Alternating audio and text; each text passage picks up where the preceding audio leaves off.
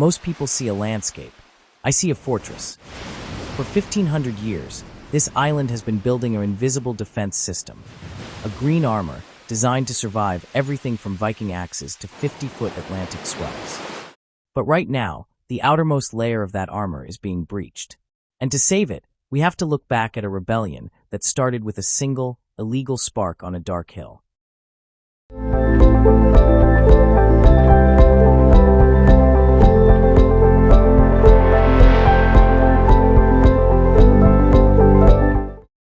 Most people think St. Patrick brought a religion.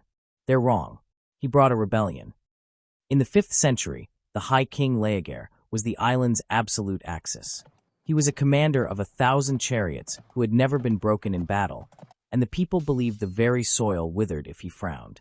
To prove his grip, he decided to own the sun itself. On the spring equinox, he issued a decree that felt like a chokehold.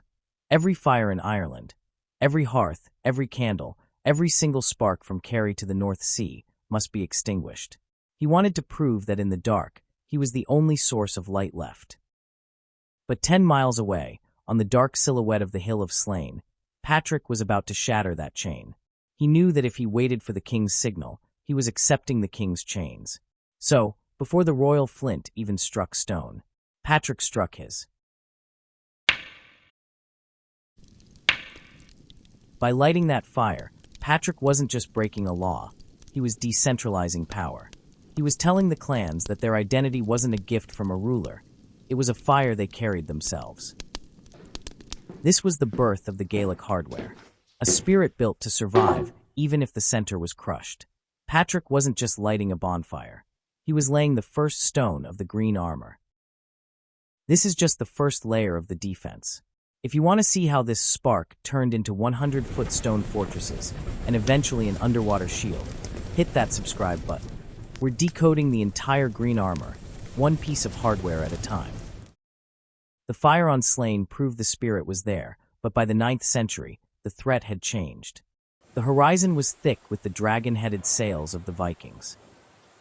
These weren't just raiders, they were a storm of iron. They targeted the softest parts of the island. The monasteries where the history, the gold, and the source code of Irish culture were kept.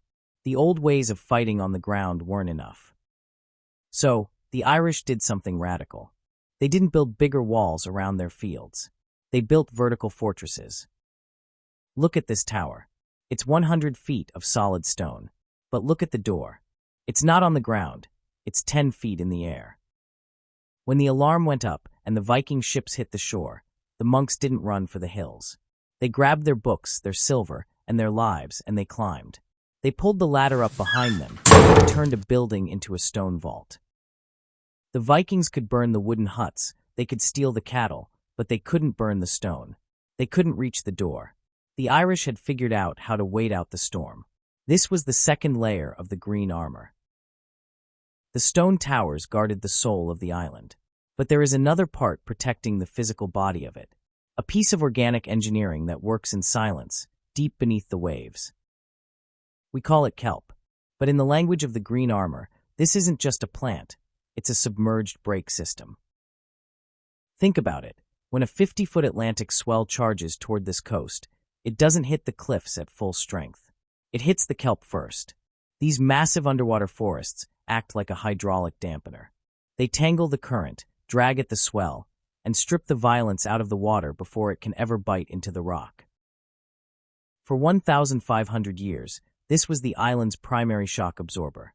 But today, the armor is facing a challenge that didn't come from a king's decree or a Viking fleet. This threat is biological.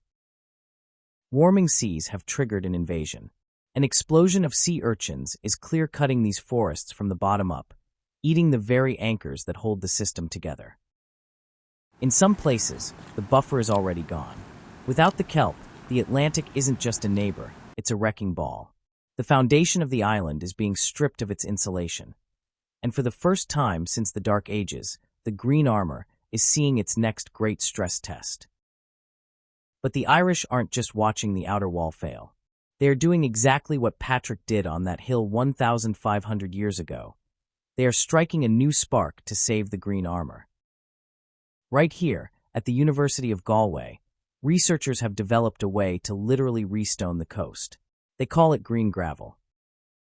These aren't just rocks. They are precision delivery systems for the next generation of the shield. Scientists are taking the special forces of native Irish kelp, strains specifically chosen because they can handle the brutal fetch of an Atlantic winter, and they are seeding them directly onto these beaches. When a section of the underwater armor is breached, they don't wait for nature to fix itself. They deploy these. Thousands of these seeded anchors are dropped into the deep to jumpstart the forest in months, not decades. It's the same logic that built the round towers. When the environment becomes volatile, you build a foundation that can't be moved.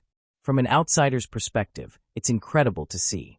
They aren't just preserving a landscape, they are maintaining a defensive system that has been running since the Dark Ages. The green armor isn't a museum piece, it's a living system that still works.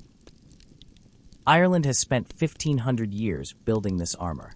From the first spark on Slane to the stone towers of the monks, they've proven that you don't just survive a storm, you build a foundation that can outlast it. The green armor is still on, the flame is still lit, and as the seas rise and the world changes, this island is once again proving it's the ultimate laboratory for resilience. But the Atlantic isn't the only threat on the horizon, and the armor? It's going to have to evolve again, faster than we think.